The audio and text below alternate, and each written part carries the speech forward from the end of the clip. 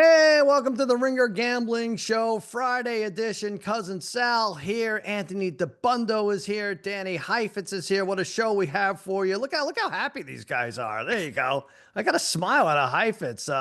Good times coming to you. We have, oh my God, we have our world-renowned Ringer 107 picks we're going to go over. We have college football. We have handicapping the headlines.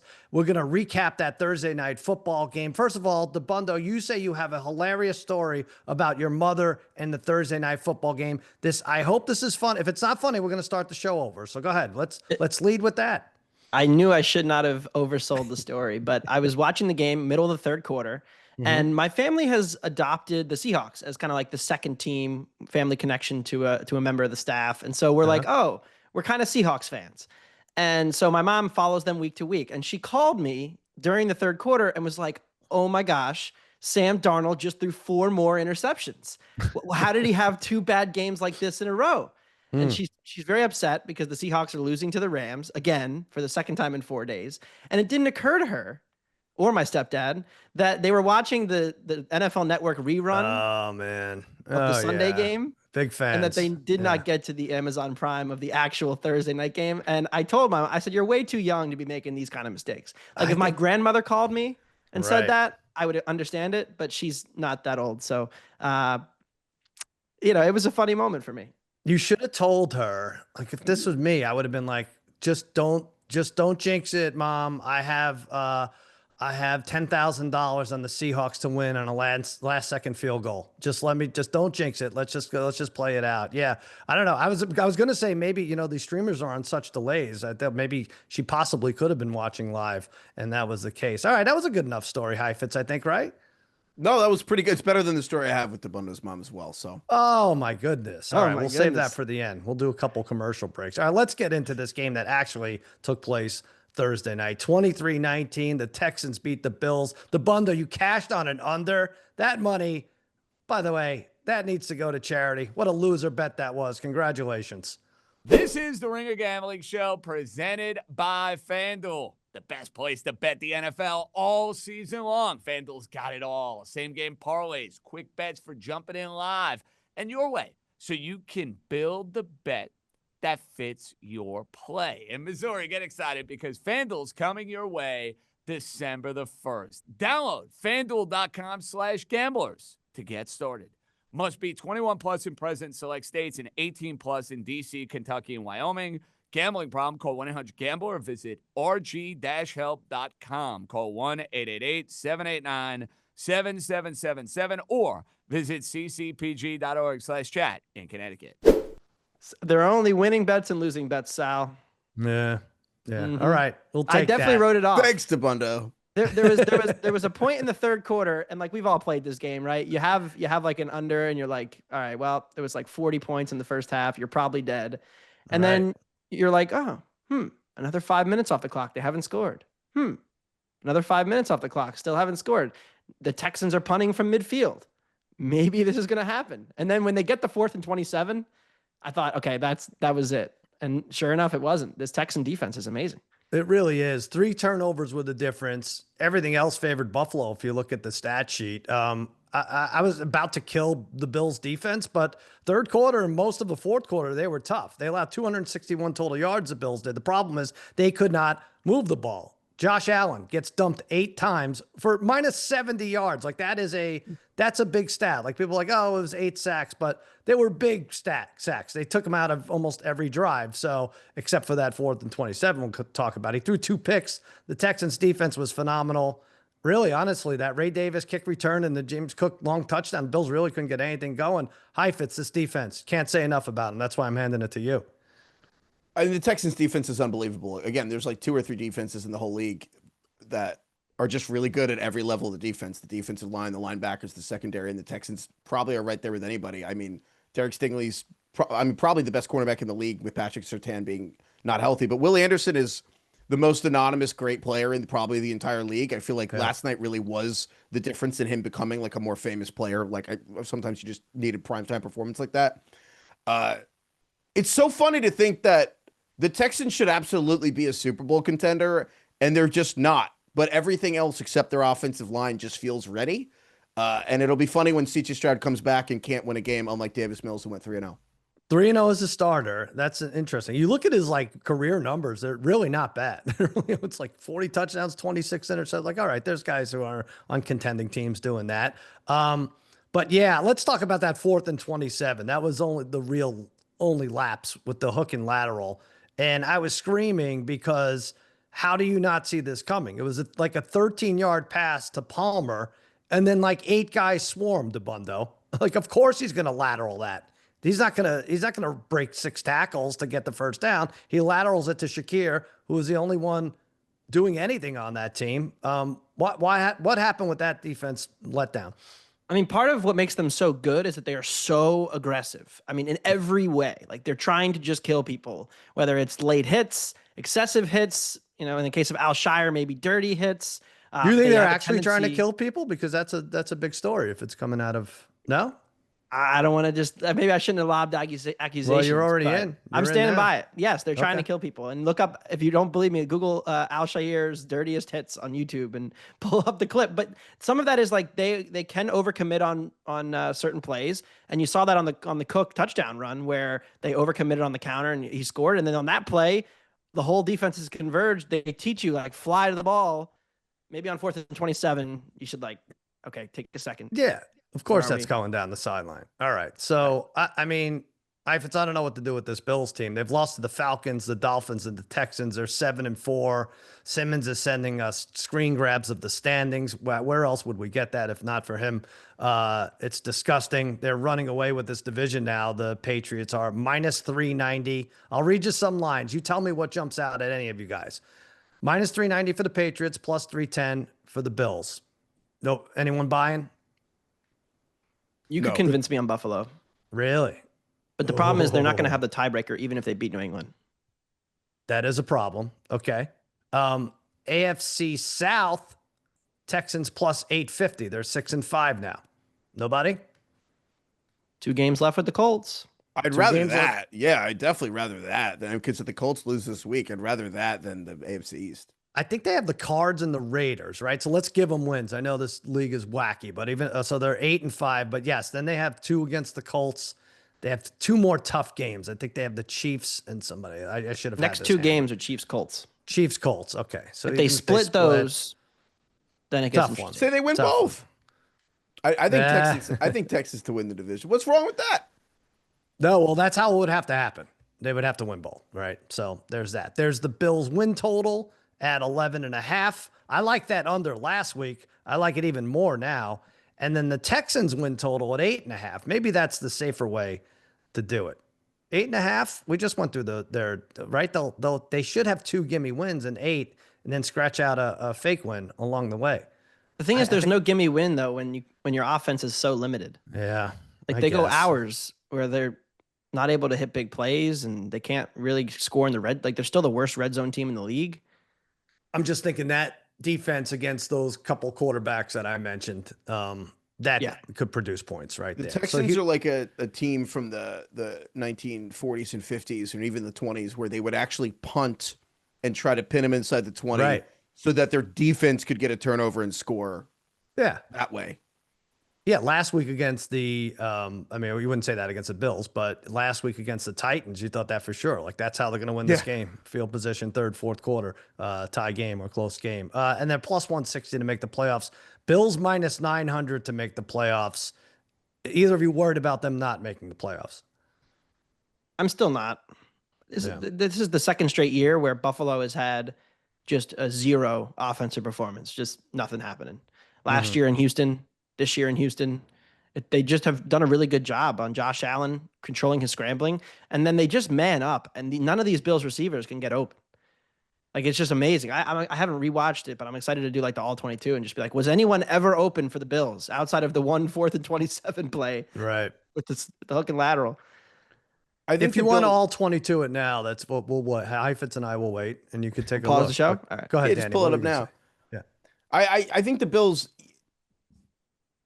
honestly, if the Bills had just taken Ladd McConkey instead of Keon Coleman in the 2024 draft, I think the Bills might have made multiple more Super Bowls than what they're eventually going to do. Because the fact that Keon Coleman is a healthy scratch in this game if the Bills had a number one like Lad McConkey to replace Stephon Diggs, and then Khalil Shakir's your two, and then Kincaid when he's healthy is your third, and then everyone is just slotted in there. Everyone has risen to the level of competence where they're no longer good.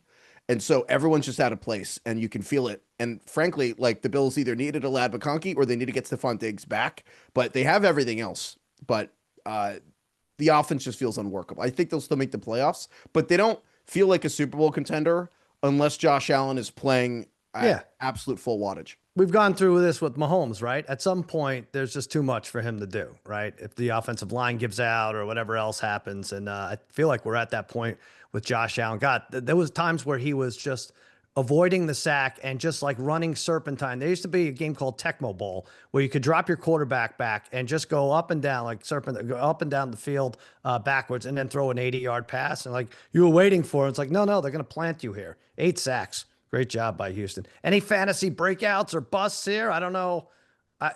They're busts all over the place, I think. Keon Coleman had no points. That's true. A big zero for him. Didn't play. I think the Texas defense is honestly just the thing that if you've got them, the fact that they could do this to Buffalo, they could do it to everyone. I don't want to over-index on the Bills' loss because they did play the best defense in the NFL on Thursday Night Football, which sometimes we forget it's Thursday night. Like Buffalo's right tackle, Spencer Brown, is in and out of the game. And 7 or 8 years ago, we were kind of a little smarter and we weren't so used to Thursday Night Football. We're like, oh yeah, this is because it's on Thursday. This is not normal. It's become normalized to us, but I don't ever want to take too much. Don't over-index on the results from a game that was played 3 or 4 days after, because it's what's also crazy is Dabbundo's mom is going to watch this game in 3 or 4 days and be like, I can't believe this is happening again. Do you want to give her a heads up, Dabbundo? I don't know. You want to get her with NFL Network programming? Well, we're playing each other in the Family Fantasy League, so maybe I should tell her that they moved all the NFL games to Monday or something, and that she doesn't have to check her team until Monday, like it's a special Thanksgiving week edition football or something. I don't know. Oh, you could convince her Sam Darnold's on a bye. You could really do anything at this point with her. All right. Listen, today's Ringer 107 is brought to you by FanDuel. Let's do it. 27-28. That is the record of the first place team in the Ringer 107, of which there are 4 first place teams at 27-28. Oh my God, Heifetz. Ringer Fantasy 0-5. Dabbundo and I went 4-1. What do you have to say for yourself? 0-5. Come on. You're welcome. We made it interesting. We were going to run away with this thing. We decided we had to make it interesting. We honestly decided you guys needed a 5-point spread, so we kind of went over 5. Okay. But you can't just do it. Try to do that you can't do that by accident. You do that on purpose. You can't just go on 5 by accident. Some would say it's harder than going 5-0. That's true. Yeah, because you have all the options. I agree that we do have to make it interesting. I don't think you guys tanking makes it interesting, though, because we're all looking at 27-28. I want to spice up the consequences. I think that's the only way to do this. Dabbundo and I, we talked about it with House. I think I propose that the loser stand on Bourbon Street wearing a shirt like I suck at picking games. And you have to do this because this almost overlaps with Fat Tuesday. Loser on Bourbon Street, Fat Tuesday for 24 hours. What do you think of that, Heifetz? Okay, are we going to New Orleans? When is this happening? Yeah, that's what I was saying. That's where they put it. Why is that a problem? You're the loser. Because none of us are going to. What are we going to New Orleans for? Because you lost the freaking competition. Yes, that's why. Yeah. You know what? You know what? Sounds right. Where the company's going to send us to New Orleans if we lose. You know, the irony is the winner's not going to get anything, but the loser gets to go to New Orleans. So, well, you know, yeah, sure. I have an idea. Yeah, but for 24 hours in the same spot, the same street, that's rough. So how about this? I had the loser has to wear the winner's clothes for a week. That way you do have the winner involved, right? And the winner picks what those clothes are, right? Heifetz, you could reach into your closet to get some snazzy. I don't know what you would have. Like the Giants bomber jacket. Oh my God. All the Giants paraphernalia. Forget it. Scatterboo this, scatterboo that. I don't know. I just think there's the loser sings a national anthem at the 3rd Street Promenade wearing a shirt that says American failure. I'm not sure. I think there's a lot of embarrassing things. There's a lot. It's good. That would do something. All right, listen, let's do our picks here. Dabbundo, you convinced us to take the Cowboys plus 3.5. Go ahead. Give us your best shot. I don't love this. Well, I feel like we've been every other week on the Cowboys this year, and we've been probably right around 500 at this point. It feels that way at least. But, the main thing here is I'm buying into Dallas defense going from generationally bad to just normally bad. this rest of the season, because they do add with Wilson, Overshone, and Williams back. Like, they're going to be able to actually stop the run at a moderate level. And we know, like, this Philly offense, the whole thing, and House calls it trench warfare, it's just not been the same on the offensive line. And now they have 2 starters out for this game, including Lane Johnson. And if you pull up the splits between Lane Johnson in and out for the Eagles, it's like almost a full yard per carry. The offensive numbers fall off a cliff. And look, I get it. The Eagles don't ever lose, but they are laying 3.5 here instead of the 3, which is probably where I think it really should be. So I come down on this game saying I trust Dak against the secondary. Even though the Eagles defense is improving, I still think you can get after the secondary if you have a good second receiver, which Dallas does. And then on the other side, I just don't really trust Philly to get margin right now. There's all the chaos happening in the media and who's mad at who and all the anonymous reports about Jalen Hurts being too passive. The Eagles are playing to win. They're not playing to cover. So at 3.5, I like Dallas. All right. I mean, you're right. They could be happy scoring 16 and winning. They've done that a few times. They've scored 20 or fewer in 5 games this year. So yeah, if you're getting 3.5, that seems like a good number. I do worry this is a Jalen Carter revenge game. You know, the Eagles defense is settling in. The short week bothers me for Dallas. Philly could knock this division out by Thanksgiving. I know that's a goal for them. So that front 7 also with Carter and Phillips could murder our tackles. I'd be shocked if Javonte Williams had anything close to that week 1 game, even though he is a top 5 back here. But I like them. I like our team a lot against the Raiders. But if you say so, Dabbundo, this is your team. What do you think, Heifetz? What do you think of this? We ride. You know what? I actually made the exact same argument on the fantasy show as Dabbundo did about whether we should take the Cowboys. And Craig and DK basically were like, yeah, we're not going to bet against the Eagles. And I think that's fair because the Jalen Carter thing, it's funny. I did hit my first leg. I have a 2-leg parlay this week. I had referee to be carted off on Thursday Night Football, so I hit that. Right. And then I have Jalen Carter to spit on Dak Prescott again before the game begins. Oh, that'd be good. So I am hoping, but you could hedge that because I do think, in all seriousness, I do think Jalen Carter is, I mean, quite literally a game changer, and it is a game wrecker. And so I am a little dubious about betting against the Eagles right now. But I wouldn't be shocked. I agree with fundamentally, though, with Dabbundo that the Cowboys defense between Quinnen Williams, Logan Wilson, Malik Hooker, just all these guys, they just got playing back. Better. They're just below average. I don't think they're going to be necessarily. Well, yeah, they're still in that 25 to 28 range for all metrics for defenses, but definitely playing better over the last month. I don't know if that's a coincidence or not, but hey, by the way, with that ref going down, Heifetz, did that fall nicely? Was that a ref that came over from Madrid? Because that would fall in line nicely with your refs. Did you look into that? I think he was in Madrid. That's what I'm saying. I'm telling you, that true? International travel. Was. Yeah, no, I'm telling you. Yeah. Interesting. So there you go. So the international travel is probably responsible for one person being out for the year, and it's a referee. So you're right. Yes. Okay, I'm with you. It's an injury risk to the refs. I'm telling you, man. Should they just hire refs to just stay in Europe for 8 weeks while they do all the international games? It's a union thing, I think. I don't know if you can get around it. It's really rough. There'll be protests all over the place. We're not used to protests. I feel like if I were a ref and I was like, I'll be the international crew for the year. I'll go spend 6 weeks in various That's great. European cities. Yeah. Take a train from here to there. All right, second pick, Detroit minus 10.5. Sorry here, Heifetz. Dable out, Kafka in. Giants with a gutty performance last week. Congratulations, Danny. Is Kafka coach of the year? I haven't seen Kafka coach of the year odds for covering against the Packers, but I think he should be up there.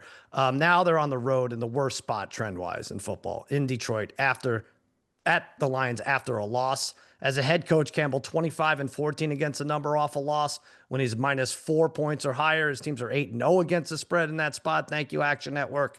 Goff has covered as a double-digit favorite 4 times in the last 4 years. He has not covered. There's a cleaner way of saying that. He's 4-0. So he finished that game versus the Eagles 2 for 18. That Eagles defense was swarming. Giants not the same. They have some nice individuals, right? They have like Burns 37 pressures, Carter 35, Thibodeau 32, and yet the entirety of the defense somehow is 23rd in pressure rate. The Lions average 40 points a game after a loss this year. Big Jahmyr Gibbs game. I know Dabbundo is going to talk about that. I say 41-16. Lions crush. Don't worry about laying the double digits. Heifetz, did I insult you, or is that right? No, I agree. I wanted to bet this as well. I was vetoed, but I agree. I would have bet money you guys had it I was thought for sure I we'd wanted Yeah, it. we don't have any picks in common. That's pretty. That's never happened, I don't think.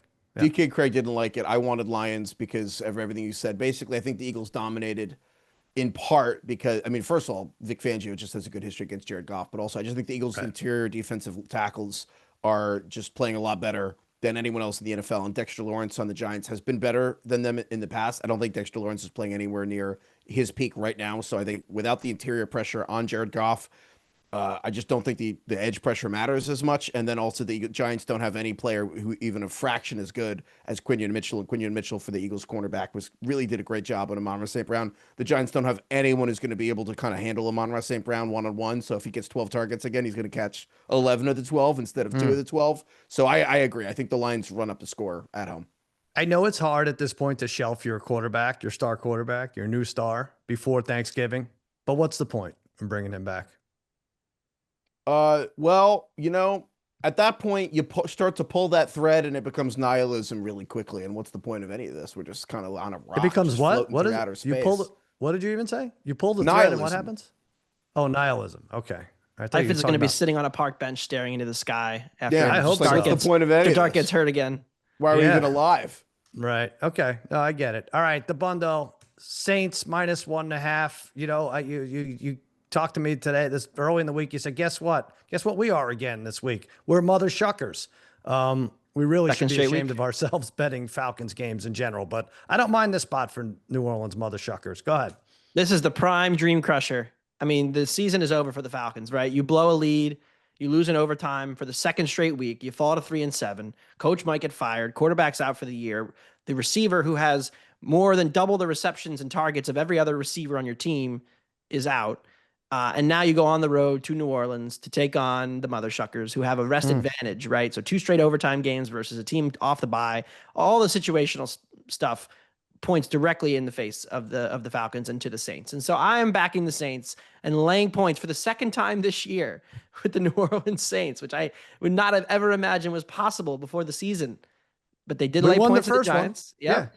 And this is going to be the Shuck gets some respect game, because I think that this Falcon defense could be the game where like things break a little bit. And they've been pretty good. I think better than we all thought they were going to be. But this is where like the dream crusher sets in, where it's like, oh, how motivated are they? Do they realize the season's over? Could this be the flat spot they have coming off of this? And Shuck, look, to his credit, he's been pretty good. Yards per attempt. He's throwing the ball down the field. I think he's made some mistakes, but he hasn't been unplayable like I feared he might be. So the mother shuckers, the shuck heads, we trudge on. Let's do it. Okay, so 3 picks so far. Dallas +3.5, Detroit -10.5, which by the way now sits at 12.5. Can we cash out? Do they have a cash out option for the 107? Wait, Detroit went to I 12.5? It's 12.5, right? They're playing the Giants. Something must have happened. Is Dart there not no playing? Dart? There's got to be no Dart. I think That's people the just only thing. realized that the Lions. He was are just gonna ruled out. Rock the Giants. He's Dart out. just got ruled out. Dart There you go, just got ruled Sally. out. Sally, you're ahead of the curve here. No There's park point. bench for you. You're okay. Ka- They're doing Mike the right Kafka. thing. There you go. It's Kafka-esque. He just kind of figured out, what is the point of all of this? He's just why we even That's play it. Jackson Dart. All right. So He was the Saints is hunger our strike guy, third. right? Who? Kafka? Mike Kafka? That was Gandhi. No, I come think on. Kafka did a hunger thing, like, didn't he? Wasn't he a That was, starving? that was Mike Gandhi. Come on, get it right. All right, Arizona +2.5. So our four. Look, I'm all over the place because earlier in the week I bet Jacksonville +360 to win the AFC South. I think that's up to 390 now with that Houston win. If they pick up a game this week, they're right in it. If the Dabundo's team was going to lose, but the more I thought about it, Arizona's the pick. This is less of me believing that Jacoby Brissett is now a force to be reckoned with after his 47 completion performance, and more to do with believing that the Jags are maybe incapable of winning back-to-back games. Jacksonville's lost 5 straight games outright directly after scoring 30-plus points. That's all in the Trevor Lawrence era. Coming east to west hasn't been easy. I'm not sure that cancels the fact that Arizona's been outscored 85-44 over the last 2 games, but this is what the Jags do, right? They dominate and then lose to a team that's dropped 7 out of 8. I think this Sunday we get the game similar to when the Cards beat the Cowboys. The fact that the line won't go to 3 makes me like Arizona even more. 22-20, kick at the buzzer, probably Cam Little from 60, but I'm going to take the points here. Dabbundo, Vegas -3.5. Oh man, over the Browns. This is Alien versus Predator, but both are on crutches and blindfolded. Go ahead. Do we have to watch this game? I mean, I guess we kind of do. Right? I'm into it. It's kind of funny. This is the late afternoon game, right? Obviously, yeah. It's a 4 o'clock slate, 1 o'clock PT that you will not 4 of them. You will not remember particularly well. I mean, maybe the Cowboys Eagles will provide some drama, but the other games are it's rough slate. If the Eagles are up 17-3, it's gonna be rough. Saints, Falcons, Browns, Raiders, and what's the third one? Cardinals, you said Falcons, Cardinals, Jags. No, so all of our picks. Cardinals, Jags. Yeah, it's rough. All right, so you have Vegas. We have Vegas minus 3.5. Yep. Look, I'm not sure that Shedeur Sanders is ready to be an NFL quarterback, and I'm going to bet to find out. Mm-hmm. I know the Raiders can't block. I know that Vegas has looked completely inept offensively for the last 2 weeks of football. But, I mean, we all watched Dylan Gabriel this year. He was not like he was a highly touted draft prospect. It's not like the Browns are invested in him long-term because they took him in the 3rd round. Mm-hmm. And yet, as bad as Gabriel was for stretches of the season, there was never even seemingly a consideration of like, hey, maybe we should get Sanders in there. And to me, I think that speaks volumes to what they think of him. Sure. And the fact that they're stuck starting him in a situation where they didn't want to have to actually pull this lever. And then when they were forced to do it last week, I know coming in cold against the Ravens is not easy. But one, like his pocket movement, he just kept drifting and drifting and drifting and drifting. And 2, even when he got out of the pocket, I was like, oh, he's going to make a play here, make a man miss. I didn't find him to be like particularly explosive either, like trying to dodge these defenders. So I just don't really know what you're getting from this offense. They can try to run it, maybe have some success. But at some point, if you're playing left-handed, like I think that the Browns offense says, I'm willing to lay points here. It's ugly, but I like the Raiders. Yeah, Brown starters 0-17 in their first game starting, and that's what this will count as for Shedeur Sanders. You know, I asked Phil Simms, I don't want to drop names, I hate it, but I asked him what Shedeur can do specifically during practice because everyone's making such a big deal out of these first team reps, Heifetz, what he could do to become more familiar with a pass rush, because that's what he did, right? He had 93 sacks in his 2 seasons at Colorado. So in a practice session, I don't care if it's first or fourth team, when you're not allowed to touch the quarterback, what do the reps with the first team actually provide? What benefit? He kind of dodged it. No, he just said it. You become more familiar with a strong pass rush. So gets reps and feel. So you can't love the Raiders in this spot, but the defense should come up big. I'll have Heifetz. What do you think? Shedeur minus 1.5 turnovers versus Geno. Do you take that?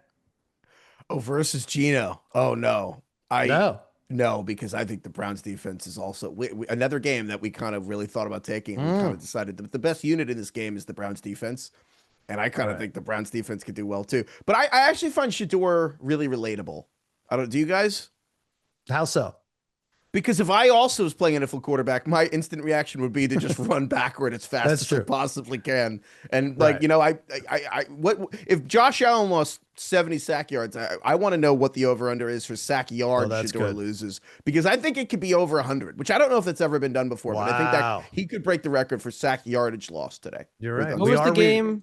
Danny Dimes got sacked 11 times. Was that, did that hit 100? Yeah, which time? It was like a Monday night game, maybe? Yeah. All right, so those are our 5. We're coming up against a break here. Heifetz, we don't have time to run through all your picks. You guys have Ravens minus 13.5, Seahawks minus 13.5. You didn't learn your lesson at all taking these big favorites. Bears minus 2.5, Pats minus 6.5 with Burrow in the mix now. But let's talk about the Colts. That's the only thing, because it's Dabundo's team. You like them getting 3.5 against the Chiefs. Yeah, we decided we're going to do it. I know Daniel Jones just added a calf injury to his injury report this week. I don't love that, but overall, we just kind of think the Colts are still undervalued, man, and the Chiefs. I don't love betting against the Chiefs when the Colts don't have DeForest Buckner on the defensive line, but overall, I just think the Colts are just still undervalued, and I think the Chiefs' play calling's a little weird, and they're not really committing to the run, and I don't think the Chiefs' passing game is really in sync right now. I can't really explain why, but we're happy to keep betting the Colts until it loses. Dabbundo, you like the Chiefs this week. You don't want to say it out loud, but this is the spot for them. Minus 3.5. You're gonna blow this game, and then you're gonna be a little bit nervous. I don't like the Chiefs at 3.5. I feel like there's also a potential for the Colts defense to really take a step up in the second half of the season. I mean, they have had secondary injuries pretty much all year. Charvarius Ward has only played a handful of games. They add Sauce Gardner now. Jalen Jones was out for a while. So they have their top 4 corners all back. And like, is there a better cornerback room than Sauce Gardner, Mooney Ward, and Kenny Moore? Like, I've not been in the room. I don't know. You haven't been in the room? People say that, oh, this room is the great. Like, well, I don't know. There's no footage. There's no cameras. How do we know what a room is? I get and what they you're might saying. be, well, Yes. maybe that could be your people, your favorite people you met in 2026. We got to get you 2025. We got to get you out to Indy. It is for a still game. up there. Cousin Sal meets the corner room. I have not designated a favorite person I've met face-to-face in 2025. So I'll take not just the Colts, but any corner room right there. All right. Good luck to you, Dabbundo. Today's Ringer 107 was brought to you by FanDuel. Odds are subject to change. Hey, we are going to take a break. Coming up, we're not done with the NFL. We have props for Sunday and Monday. We have our plays of the day, and we're going to hit the college slate when we return. Don't you dare go anywhere. All right, we are back. Ringer Gambling Show. Guess what we were talking about during the break? Gambling. Liverpool, Nottingham Forest. I'm not going to bore anybody, but take Liverpool plus a half and put that with all the NFL big favorites, and then you're still down to like minus 290 or something. Anyway, got a couple injuries, Sal, on the defense. I don't know. Who, Liverpool does? Yeah. Oh, I'm not worried about their defense. All right, so listen, let's do this. Let's give out a few props for Sunday, Monday. Heifetz, let's start with you. A.J. Brown, not controversial. I really haven't heard much about A.J. Brown these weeks leading up to this game, but you like a player prop.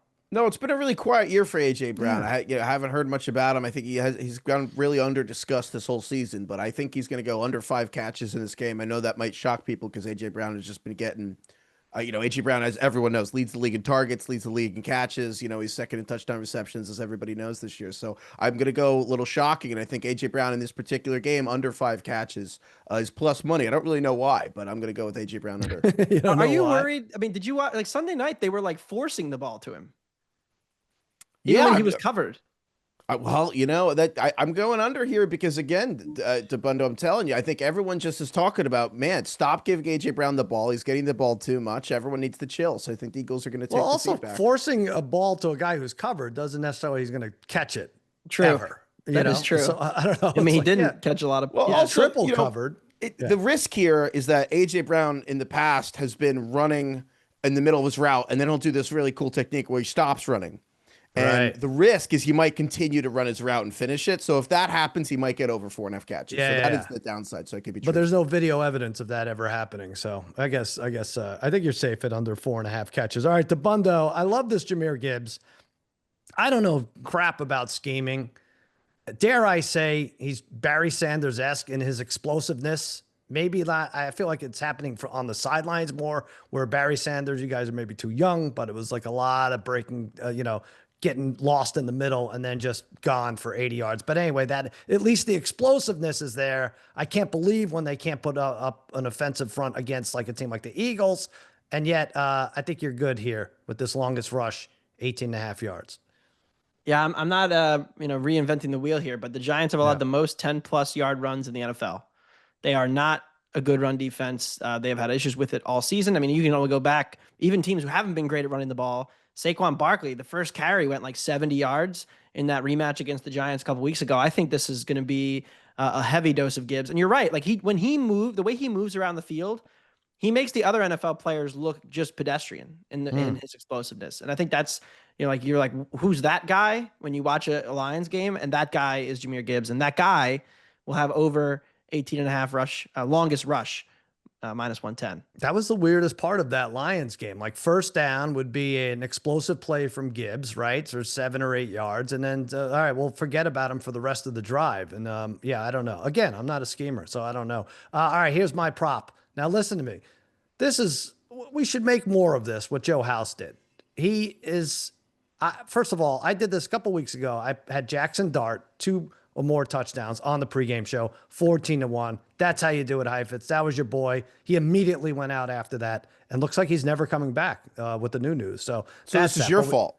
This is my fault, but 14-1, at least people made money on it theoretically. Joe House is like, watch this, Cousin Sal. Kenneth Gainwell, 2 or more touchdowns. Almost 50-1. Dabbundo, you have a winning ticket to commemorate that, right? It's going to be framed. I'm going to put it up on my wall. 50-1. Come on, Ringo. Let's make a bigger deal out of this. Or any deal. So I'm going to keep it going, though. Mahomes 2+ touchdown runs, 4 touchdowns in his first 6, and then Zippo the entire last month. I just have a gut feeling. Not a ton of data. The Colts haven't even allowed a quarterback to score this season using his or her legs. But Mahomes has to light this fire on his own. 27-1 if he gets it done twice, if he runs 2 touchdowns in. So that's my pick. All right, let's move to college real quick. The big games. Oregon, 9.5-point favorite versus USC. Tennessee, -3.5 at Florida. Georgia Tech, -2.5 against Pittsburgh. Heifetz, wow, what a slap in the face this is to Dabbundo. What are you doing here?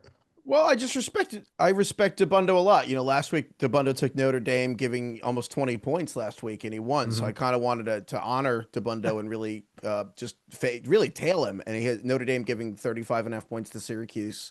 Wow. I just thought Dabbundo would be really into that bet. Are you Is that aware true, of the Dabbundo? Syracuse quarterback situation? Like, this is hilarious. They're playing one this week? They are, barely. So Mhm. he started the year as the 5th string. He was a walk-on. He's actually a top lacrosse recruit. So he's a lax bro who's going to be playing for them in the spring. And the starter got hurt. The backup was so bad that they benched him. And then this guy beat out the other guy, jumped the depth chart, and is now starting football games for Syracuse. He completed 4 passes against Belichick. They lost by a lot. I don't know how Syracuse scores. Interesting. Maybe there's like an accident or a turnover or like a fluke or like somebody trips and falls. But this guy is not a college, like, no disrespect. I mean, I'm sure he's going to be a great lacrosse player in the spring, but he's not a quarterback that should be starting. Why are in these other ACC. quarterbacks so bad they can't beat out a lacrosse player? Well, that's Right. another thing. They got to really reconsider their career choices or college sport choices. Is it their fault, or is Syracuse unable to identify whether a quarterback should be playing lacrosse? I mean, There's look, some our recruits. coach was supposed to be, getting Penn State buzz, and they've scored like 3 touchdowns in like 4 weeks. So It's pretty maybe the good. shine's come off a little bit. That is what Penn State was doing before Franklin That's got true. fired. So it's in line. All right. So yeah, That is this is quote. Notre Dame -35.5. I should point out you won with Georgia -5 last week. That was a winner, not even close. Dabbundo, you won with Notre Dame -19.5, as Heifetz pointed out. Paid 2-1. Good job by you. What are you doing now with James Madison? I'm laying the 13.5 with James Madison. This is the style points time of the year. Like, James Madison's trying to get this playoff spot. They're competing with, it seems like, Tulane. And look, they don't have any really wins on their schedule that they're going to be able to point to the committee and say, look at what we did. So they need to get some style points. And, Washington State coming all the way across the country in the middle of a couple of like home games, like, how much do they care about this game? And you've seen this a couple times. Like, Toledo had to go all the way out to Washington State earlier this year. They play this crazy schedule because the Pac-2 is not really a league right now. And so, like, when Toledo went all the way to Pullman, they got embarrassed. And I feel like these cross-country trips, especially for a Washington State team that isn't good, that has no real reason to get up for JMU, I feel like they could come out flat and really not care if they're down like 10-14 and really not put up much of a fight here. So I like the Dukes laying 13.5. I feel like this is one of those games, Washington State, like maybe they are a lot better. Like no conference wanted them, but so I would either take Washington State money line or James Madison to win by 20.5 or more. I think that's a nice little middle there. You can get caught, but I think that's the way to go. You like it 13.5. And like I said, you won with Notre Dame -19.5. Good job. Yeah. So as far as these big games go, I like the under in Oregon USC. I like Tennessee's point total over against Florida. And I'm taking Georgia Tech officially on this podcast, TV show. We're TV now, right? My goodness. Now, listen, the Pitt coach Narduzzi gave us a free win. He said he wasn't going to try against Notre Dame. I disregarded that and said, I'm taking the points and Pitt's actually going to win that game. That did not happen. But does that work when you could just tank a game and just kind of go to a hostile environment and win the next one? I don't think so. I don't think it's going to happen. He's a genius if he pulls it off, right? I guess so. Except that I have Georgia Tech -2.5. So all he has to do is beat me. I have to stick with my Yellow Jacket squad. They barely got by BC. That was bad. But we have the #2 defense for Pitt versus #1 offense for Georgia Tech. These are ACC rankings. Haynes King is dynamite. Only 2 interceptions all year. He has 14 rushing touchdowns and over 800 yards on the ground. And Malachi Halsley is right behind him with over 600 yards. They have 42 points per game their last 3. Now they're home where they average 50 points a game. They've lost once in 13 months. Georgia Tech has an ACC play at home. They're 10-0 straight up and 7-2-1 against the number at Bobby Dowd Stadium. They clinched my over 7.5 wins ticket. They're going to clinch a spot in the ACC championship with a win here. The defense has to be better, especially that rush defense. My goodness. But the seniors step it up in their last home game, 33-28. This is a game of the weekend, fellas, and I'm taking the home team. So I lost with Duke, Georgia. Game of the weekend for you. For who? I'm going to watch the lacrosse player play against Notre Dame at quarterback. That's my game of the weekend. Well, I don't know what He's sport watch the that next is. Giants coach, Marcus Freeman. I guess that's the way to do it. Listen, yeah, I guys, saw that the rant What you did had you with see? Shio. It's really funny. All right. Well, we'll talk about that during the commercial break because we have to take one here. We're going to be right back. We're going to handicap some headlines. We have our best bets for the Friday slate. There's a lot: NBA, NCAA, college football, basketball. We'll be right back. Stay with us. All right, we're back. Ringer Gambling Show. Cousin Sal, Anthony Dabbundo, Danny Heifetz. Fellas, I know this is your favorite part of the program. We've given out a ton of picks already. We still have another one in our best bets for Friday, but right now it's time to handicap the headlines. First off, right there, top headline: CeeDee Lamb now admits that he and George Pickens missed their Vegas curfew, prompting a benching for that first drive. They were benched, 3 and out. There you go. You guys learn your lesson. We can't move the ball without you. That's the lesson to be learned. I'm going to say to you, Dabbundo, over under 2:43 a.m. It's when they finally settled into their rooms at, I don't know, the El Cortez. I imagine it's a high-end spot in Vegas. Over, 100% over. Over. So past like 3 in the morning. Past Okay. 3 a.m. Yes. I think Gotcha. so. High That was a Fitz, what do night you think? game. There was a night game. They could sleep in. Yeah. I think it's got to be the over. Otherwise, you're not getting your money's worth. If the curfew's 10 p.m. in Vegas, Right. and you get you make it to bed at 10:15. Is that what we think it is? Is it 10? That's what they said? Yeah, it's a 10 they o'clock said curfew. Nothing Okay, happens I before didn't catch 10 that. in Vegas. Which it was a Sunday. It was a Sunday Right. night because it was a Monday night football game. I'm No days of the curious- week in Vegas. Well, you're suggesting they might have gone to church because it was Sunday. What are you talking about? No, I don't think so. 2:43. I just wonder at what point past 10 p.m. they were like, screw it.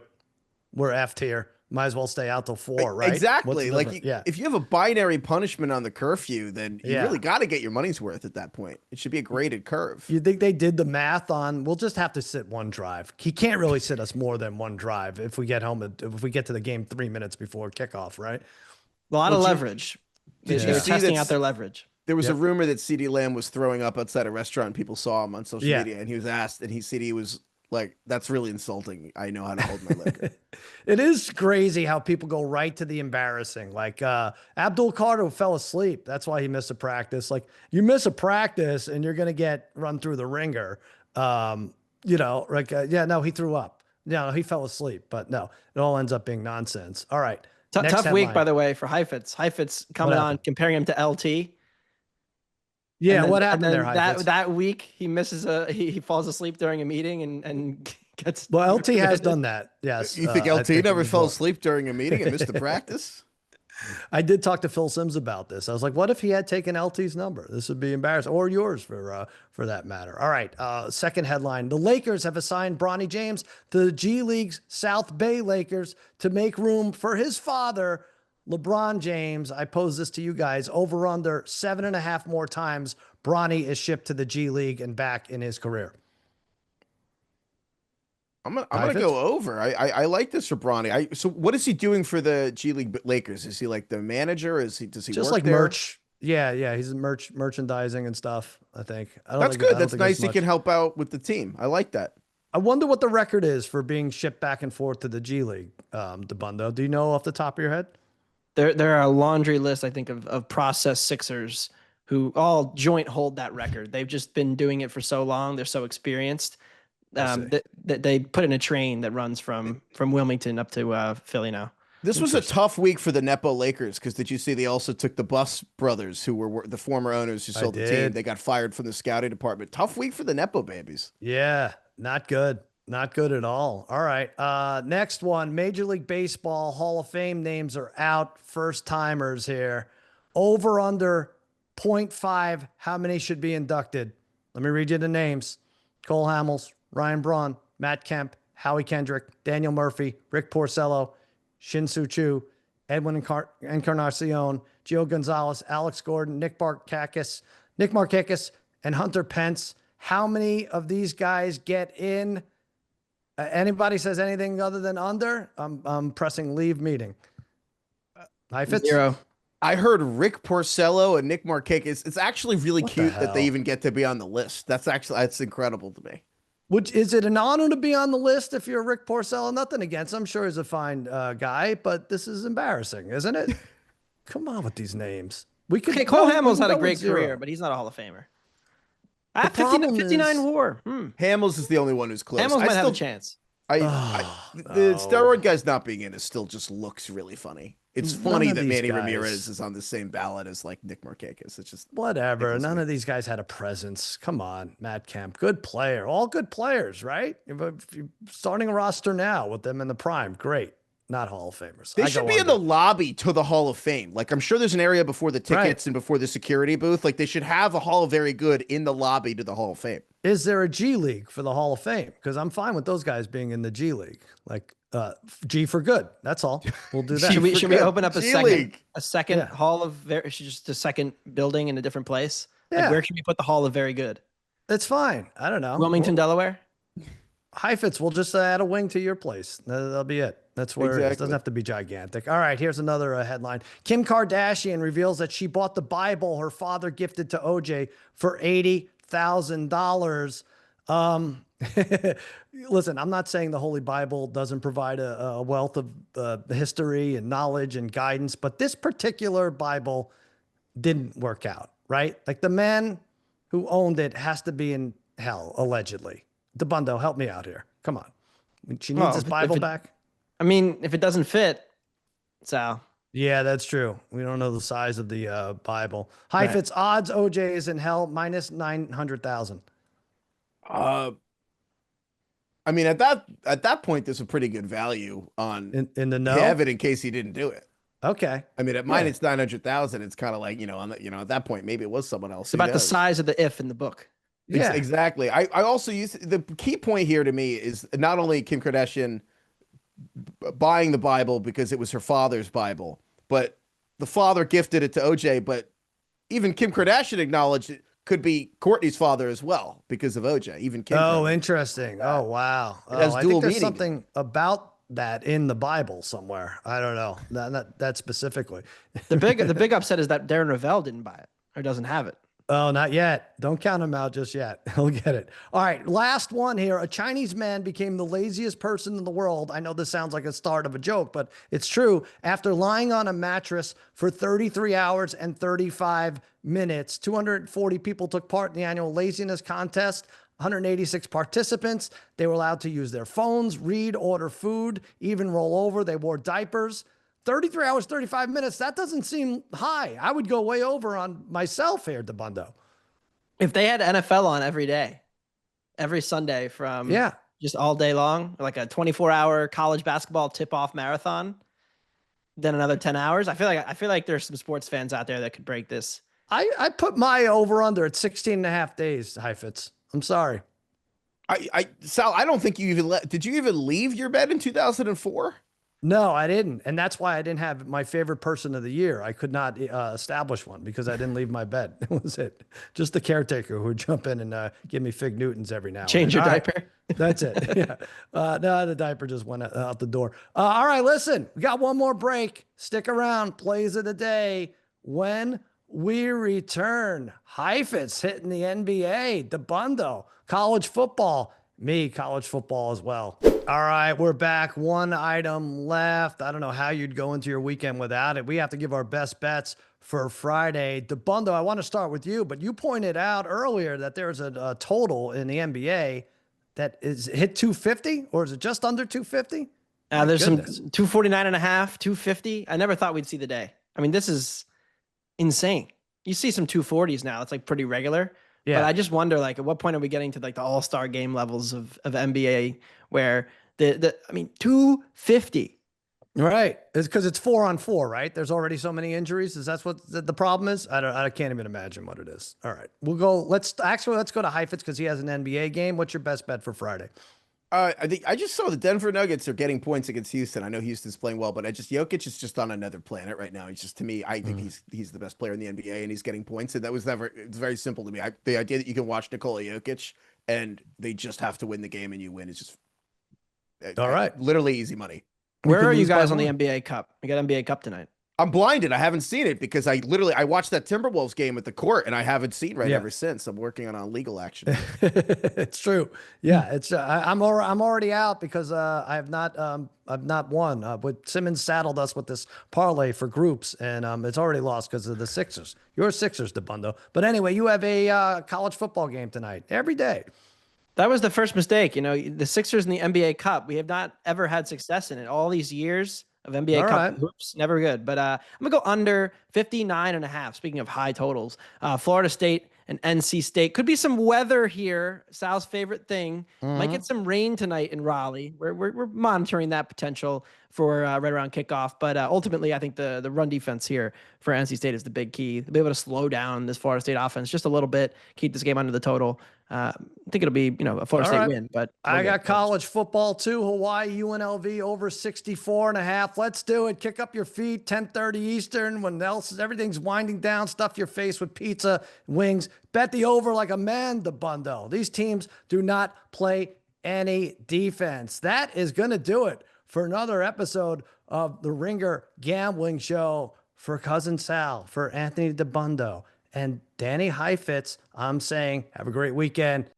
Must be 21 or older and present in select states, or 18 or older and present in D.C., Kentucky, or Wyoming. If you have a gambling problem, call 1-800-GAMBLER or visit rg-help.com. Call 1-888-789-7777 or visit ccpg.org/chat in Connecticut. You must be 21 or older and present in select states. For Kansas, in affiliation with Kansas Star Casino, or 18 or older and present in D.C., Kentucky, or Wyoming. If you have a gambling problem, call 1-800-GAMBLER or visit fanduel.com/RG, 1-888-789-7777 or visit ccpg.org/chat in Connecticut, or visit mdgamblinghelp.org in Maryland. Hope is here. Visit gamblinghelplinema.org or call 800-327-5050 for 24/7 support in Massachusetts, or call 877-8-HOPE-NEW YORK or text HOPE New York in New York.